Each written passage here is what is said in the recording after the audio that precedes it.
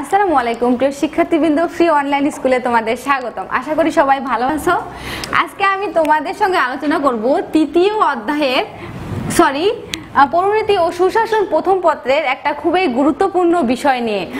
সরকার, আমি গত ক্লাসে আলোচনা করছি সরকার এবং সরকারের শ্রেণীবিভাগ। আজকে আমি তোমাদের সঙ্গে আলোচনা করব গণতন্ত্র এবং গণতন্ত্রের বৈশিষ্ট্য, একনায়কতন্ত্র, একনায়কতন্ত্রের বৈশিষ্ট্য, একনায়কতন্ত্রের গুণাবলী।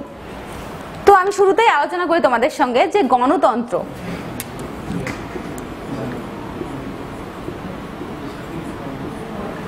গণতন্ত্র গণতন্ত্র কি? গণতন্ত্র শব্দটি বাংলা শব্দ, গণতন্ত্র শব্দটির ইংরেজি শব্দ ডেমোক্রেসি।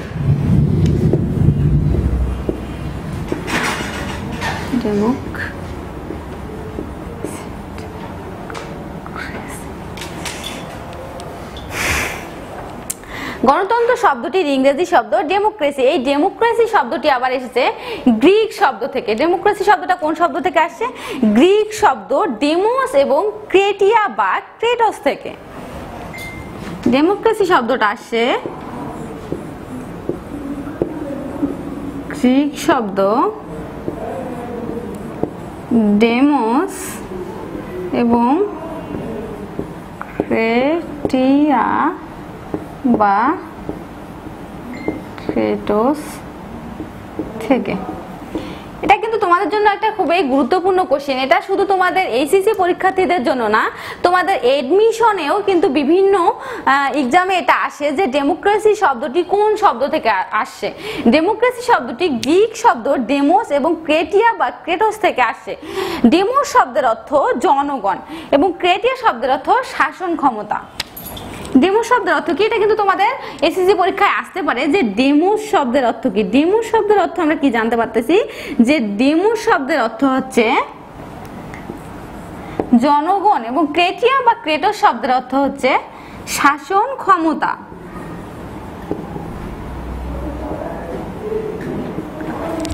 ডেমোস শব্দের অর্থ জনগণ এবং ক্রেটিয়া বা ক্রেটোস শব্দের অর্থ হচ্ছে শাসন ক্ষমতা। তার মানে কি দাঁড়ায় যে গণতন্ত্র শব্দের অর্থ জনগণের শাসন ক্ষমতা। জনগণের শাসন ক্ষমতা দ্বারা কি বোঝানো হয়েছে? জনগণের শাসন ক্ষমতা দ্বারা বোঝানো হয়েছে যে যে সরকার জনগণের দ্বারা নির্বাচিত হবে তাকেই বলা হয় জনগণের সরকার। মানে যে সরকার ব্যবস্থা, একটি দেশের সরকার জনগণের প্রত্যক্ষ ভোটাধিকারের মাধ্যমে যে সরকার নির্বাচিত হবে তাকেই বলা হয় জনগণের সরকার। সেই সরকার ব্যবস্থাটাই হচ্ছে গণতন্ত্র। এখানে এটাই বলছে যে জনগণের শাসন ক্ষমতা। জনগণের শাসন ক্ষমতা দ্বারা বোঝানো হয়েছে যে জনগণের নির্বাচিত প্রতিনিধি, জনগণ যে প্রতিনিধিটাকে নির্বাচিত করবে সেই শাসন ব্যবস্থাটাই হচ্ছে গণতন্ত্র। গণতন্ত্র সম্পর্কে বিভিন্ন রাষ্ট্রবিজ্ঞানী এবং বিভিন্ন দার্শনিক কিন্তু বিভিন্ন মতামত দিয়েছে। যেমন আব্রাহাম লিঙ্কন বলেছে যে গণতন্ত্রটা হচ্ছে, আব্রাহাম লিঙ্কনের সংজ্ঞাটা দেখো।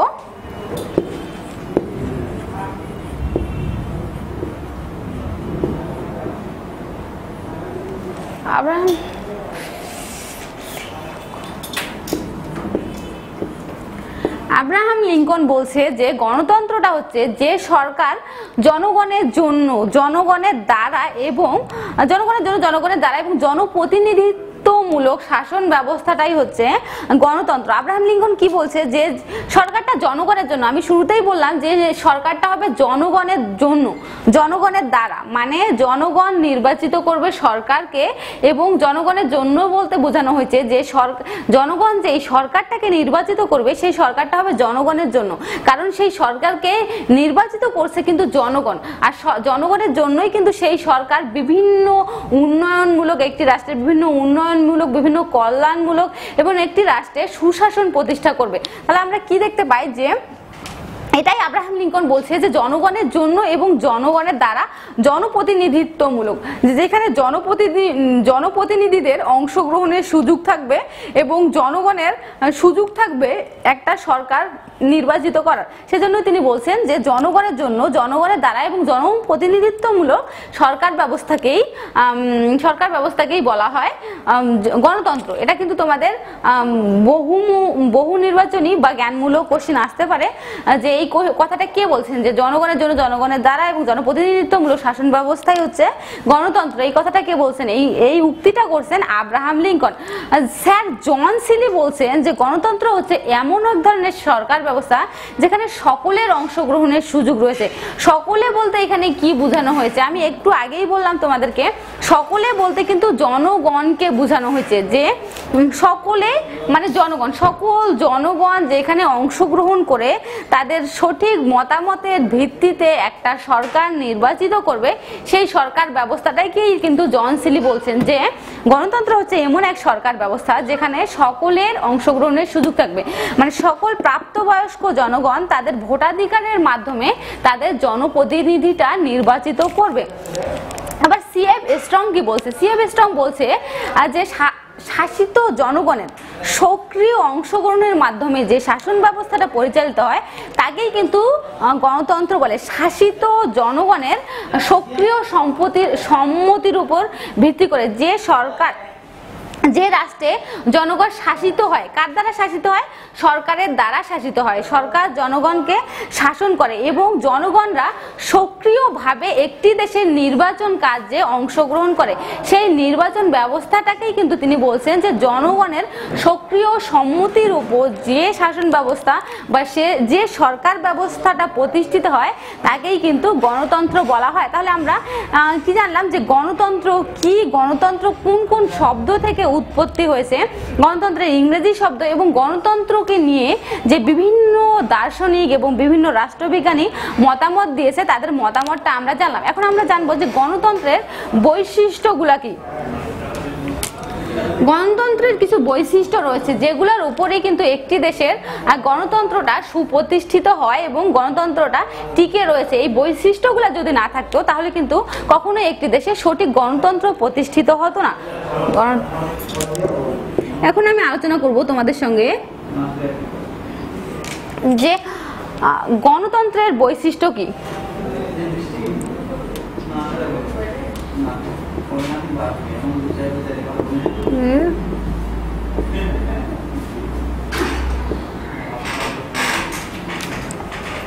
বৈশিষ্ট্য, বিভিন্ন ধরনের কিন্তু বৈশিষ্ট্য রয়েছে গণতন্ত্রে।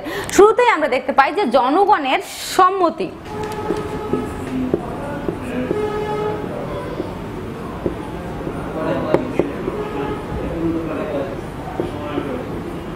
জনগণের সম্মতি দ্বারা কি বোঝায়? জনগণের সম্মতি বলতে বোঝায়, একটু আগে আমি বললাম যে সরকার জনগণের সম্মতিতে নির্বাচিত হবে, যে সরকার ব্যবস্থা সবকিছু জনগণের সম্মতিতে নির্বাচিত হবে এবং সেই সরকারকেই বলা হয় যে এখানে ওইটাই বোঝাইছে যে জনগণের সম্মতি। গণতন্ত্রের অন্যতম বৈশিষ্ট্য হলো জনগণের সম্মতি। জনগণের সম্মতি না নিয়ে একটি রাষ্ট্রে যদি একটা রাষ্ট্রনায়ক একা একা একটি রাষ্ট্র পরিচালনা করে তাহলে কিন্তু কখনোই সেই রাষ্ট্রে জনগণের মতামত বা জনগণের সম্মতিটা প্রকাশ পাবে না। সেজন্যই বলা হয়েছে যে গণতন্ত্রের অন্যতম বৈশিষ্ট্য হচ্ছে জনগণের সম্মতি। আর একটা অন্যতম বৈশিষ্ট্য আমরা দেখতে পাই, সেটা হচ্ছে বহু দল ব্যবস্থা।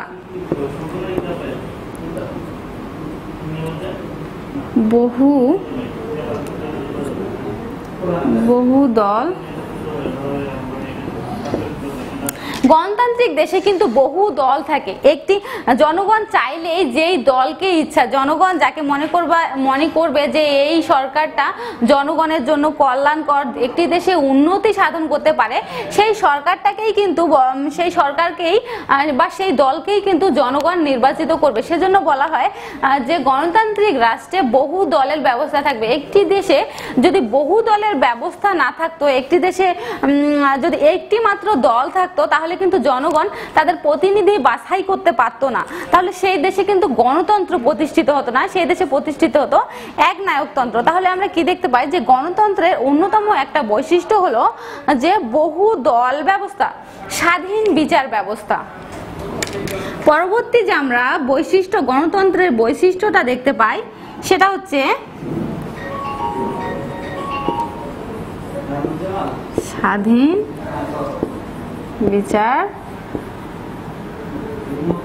স্বাধীন বিচার ব্যবস্থাটা কি? স্বাধীন বিচার ব্যবস্থাটা হবে যে গণতন্ত্র জীবন ও সম্পদ এবং সামাজিক রাজনৈতিক সংরক্ষণ করে সরকার এবং স্বাধীন বিচার ব্যবস্থা, বিচার বিভাগের উপর সরকারের কোনো হস্তক্ষেপ থাকবে না।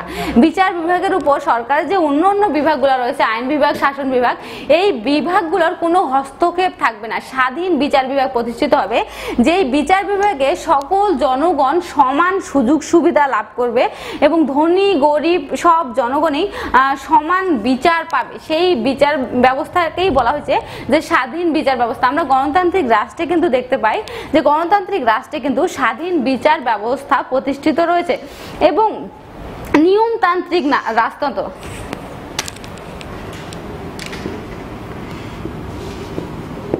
পরবর্তী যে আমরা বৈশিষ্ট্যটা দেখতে পাই সেটা হচ্ছে নিয়মতান্ত্রিক রাজতন্ত্র। ঠিক, নিয়মতান্ত্রিক ব্যবস্থা। এই নিয়মতান্ত্রিক ব্যবস্থা, নিয়মতান্ত্রিক ব্যবস্থাটা কি, যে একটি দেশের সরকারকে জনগণ যে নিয়মে নির্বাচিত করে সেটাই হচ্ছে নিয়মতান্ত্রিক ব্যবস্থা। একটা নির্দিষ্ট নিয়ম রয়েছে যে একটা সরকার ব্যবস্থাটা 4 বছর পর বা 5 বছর পর একটা সরকার বদলি হবে এবং জনগণ যদি চায় সেই সরকারকেই রাখবে, আবার জনগণ যদি না চায় নতুন সরকার নির্বাচিত করবে। এটাই হচ্ছে নিয়মতান্ত্রিক ব্যবস্থার মাধ্যমে একটি দেশের সরকারটাকে নিয়ন্ত্রণ এবং আইন।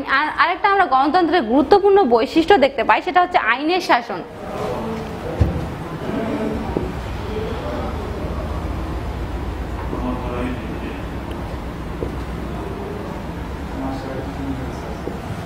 আইনের শাসন কি, যে একটি দেশের সকলেই আইনের আশ্রয় লাভের অধিকারী হবে, আইনের চোখে সবাই সমান হবে এবং ধনী গরিব জাতি বর্ণ ধর্ম নির্বিশেষে সবার আইনের শাসন লাভের সুবিধা থাকবে। এটাই কিন্তু একটা গণতান্ত্রিক রাষ্ট্রের বৈশিষ্ট্য, যে গণতান্ত্রিক রাষ্ট্রে কাউকে ছোট বা কাউকে বড় করে দেখা হবে না, প্রতিটা ধর্ম বর্ণ জাতের লোককে সমান সুযোগ সুবিধা দিয়ে এবং সবার আইনের শাসন প্রতিষ্ঠা করতে হবে। কাউকে নিয়ম ব্যতীত কাউকে বন্দী বা আটক করে রাখা যাবে না এবং কাউকে বিনা কারণে শাস্তি প্রদান করা যাবে না। এটা হচ্ছে গণতান্ত্রিক রাষ্ট্রের একটা গুরুত্বপূর্ণ বৈশিষ্ট্য। আমরা আরেকটা গুরুত্বপূর্ণ বৈশিষ্ট্য দেখতে পাই গণতান্ত্রিক রাষ্ট্রে, যে সংবাদপত্রের স্বাধীনতা।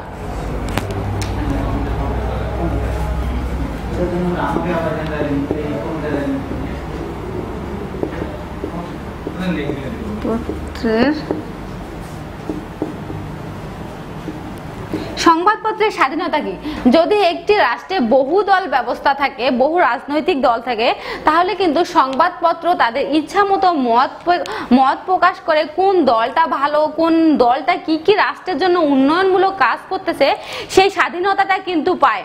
গণতান্ত্রিক রাষ্ট্রের সংবাদপত্র জনগণ ও সরকারকে উভয়ই শিক্ষিত ও সচেতন করে তোলে। কারণ গণতন্ত্র সংবাদপত্র পড়ার মাধ্যমে জনগণও কিন্তু শিক্ষা অর্জন করার জন্য শিক্ষা অর্জনের প্রয়োজনীয়তা অনুভব করে। সেজন্য আমরা দেখতে পাই যে গণতান্ত্রিক রাষ্ট্রে কি হয়, যে সংবাদপত্রের স্বাধীনতা থাকে, কারণ বহু দল থেকে প্রতিটা দলের ভালো মন্দ দিকগুলো কিন্তু আলোচনা করে, সেজন্যই সংবাদপত্রের স্বাধীনতা দেওয়া হয়। দায়িত্বশীল সরকার। পরবর্তী যে গুরুত্বপূর্ণ উপাদানটা বা বৈশিষ্ট্য আমরা দেখতে পাই সেটা হচ্ছে দায়িত্বশীল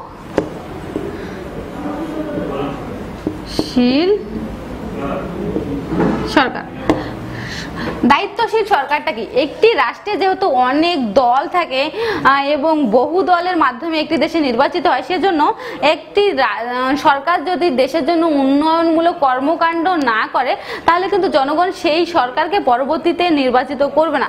সেজন্য কি হয়, যে সরকার অনেক দায়িত্বশীল হয়, নিজের আসনটাকে ধরে রাখার জন্য, প্রতিষ্ঠিত করার জন্য সরকার অনেক দায়িত্বশীল হয়। যে সরকার যদি দায়িত্বশীলভাবে তার কার্যকর্মগুলো পরিচালিত না করে তাহলে পরবর্তীতে জনগণ কিন্তু সেই সরকারকে নির্বাচিত করবে না। তাহলে আমরা কি দেখতে পাই, যে গণতন্ত্রের গুরুত্বপূর্ণ একটা বৈশিষ্ট্য হচ্ছে দায়িত্বশীল সরকার হবে এবং প্রাপ্ত বয়স্কদের গুরুত্বপূর্ণ। গণতন্ত্রের আরেকটা গুরুত্বপূর্ণ বৈশিষ্ট্য হলো প্রাপ্ত বয়স্কদের ভোটাধিকার।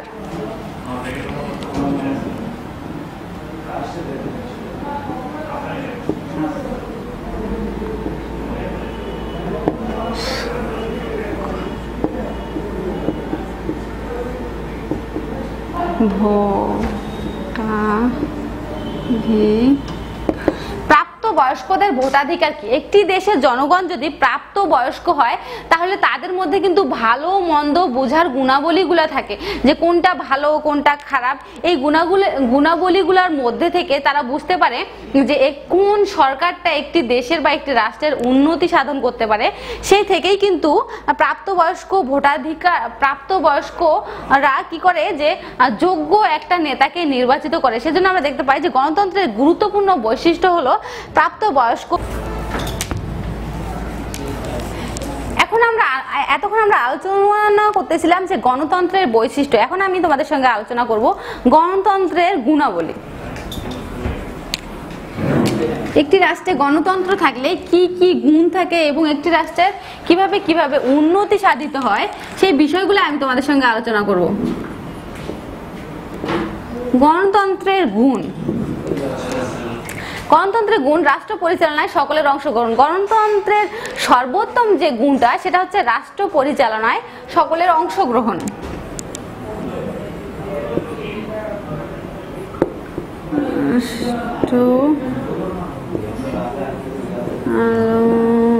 রাষ্ট্র পরিচালনায়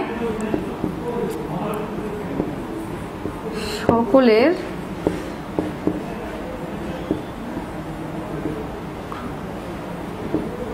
গণতান্ত্রিক রাষ্ট্রের সরকার যেহেতু নির্বাচিত হয় জনগণের দ্বারা, সেজন্য আমরা কি দেখতে পাই যে রাষ্ট্র পরিচালনায় সকল জনগণ কিন্তু অংশগ্রহণ করতে পারে। কারণ একটা সরকার তখনই দায়িত্বশীল হয় যখন তার পদটা হারানোর ভয় তার মধ্যে থাকে। সরকার চায় না যে তার পদটা থেকে তাকে হারাইতে হোক, সেজন্য সরকার দায়িত্বশীল হয় এবং জনগণ সেই সরকারকেই নির্বাচিত করে যে সরকার দায়িত্বশীল হয়। সেজন্য গণতান্ত্রিক রাষ্ট্রে আমরা কি দেখতে পাই যে জনগণ তাদের মতামতের ভিত্তিতে, তাদের ভোটাধিকারের ভিত্তিতে একটা দেশের সরকারকে নির্বাচিত করে। তারপর আমরা কি গুরুত্বপূর্ণ বৈশিষ্ট্য দেখতে পাই? বিশেষ ব্যক্তিগত মর্যাদার অনুপস্থিত।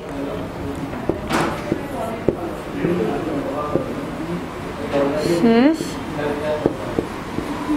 ব্যক্তিগত মর্যাদার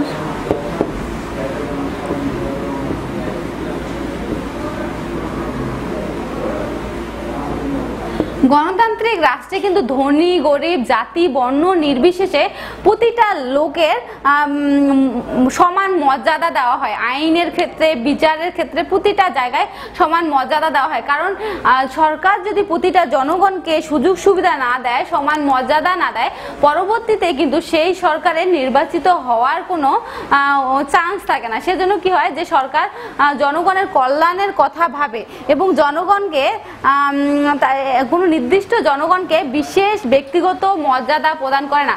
সকল জনগণের কল্যাণের কথা ভেবেই কিন্তু একটি রাষ্ট্রে গণতন্ত্র প্রতিষ্ঠা করে। তারপরে আমরা যে গুরুত্বপূর্ণ উপাদানটা দেখতে পাই সেটা হচ্ছে জবাবদিহিতা বা দায়িত্বশীলতা। গণতন্ত্রের অন্যতম গুণ হলো জবাবদিহিতা। জবাবদিহিতা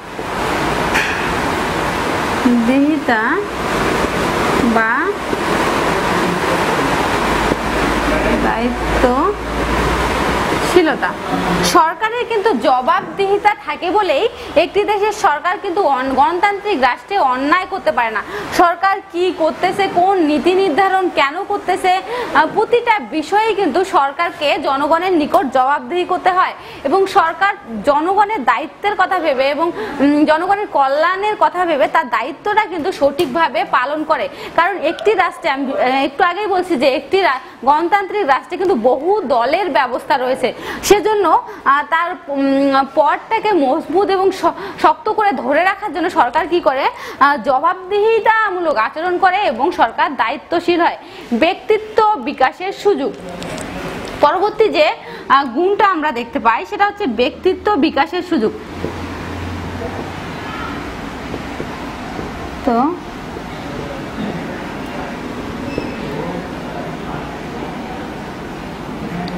জনগণ কি কিন্তু একটা গণতান্ত্রিক রাষ্ট্রে ব্যক্তিত্ব বিকাশের সুযোগ পায়, কারণ শিক্ষার মাধ্যমে, ধর্মের মাধ্যমে, বিভিন্ন মাধ্যমে জনগণ তাদের ব্যক্তিত্ব বিকাশের সুযোগ পায়। যদি একটি রাষ্ট্রে এককেন্দ্রিক সরকার ব্যবস্থা থাকতো তাহলে সেই সরকার কিন্তু জনগণকে তাদের ইচ্ছা মতো চলতে দিত না বা সরকার বিরোধী কোনো কার্যকলাপ করতে দিত না। কিন্তু গণতান্ত্রিক রাষ্ট্রে সরকার হয় কল্যাণকর সরকার, কল্যাণমূলক সরকার। সেজন্য সরকার চায় সব সময় যে জনগণ বিভিন্ন গুণের মাধ্যমে তাদের ব্যক্তিত্বটাকে বিকাশ করুক, যাতে বহির্বিশ্বের কাছে তাদের দেশটা অনেক সম্মান অর্জন করে এবং উন্নতি লাভ করে। সেই জন্য সরকার কিন্তু চায় যে প্রতিটা জনগণের মধ্যে যে গুণগুলো রয়েছে, যে ব্যক্তিত্বটা রয়েছে, সেটা যেন সঠিকভাবে বিকশিত হয়। তারপরে আমরা যে গুরুত্বপূর্ণ দিকটা দেখতে পাই সেটা হচ্ছে দেশপ্রেম বৃদ্ধিতে সহায়ক।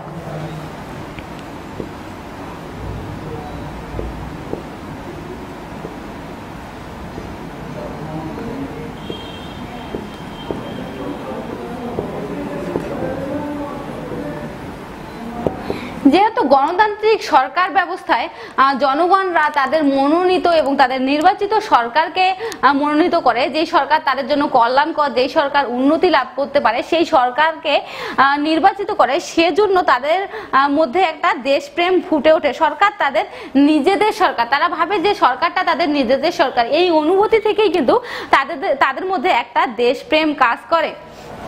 তাহলে আমরা কি গণতন্ত্রের বিভিন্ন গুণ দেখলাম, যে গণতন্ত্রের বিভিন্ন গুণাবলী রয়েছে। তোমাদের কিন্তু এটা নির্বাচনী বা বহু নির্বাচনী জ্ঞান অনুধাবনমূলক বা উচ্চতর দক্ষতা কোশ্চিন আসতে পারে।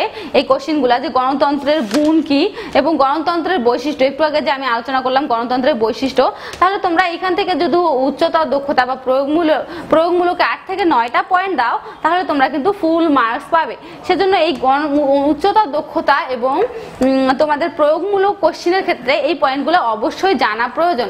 তো আজকে এ পর্যন্তই।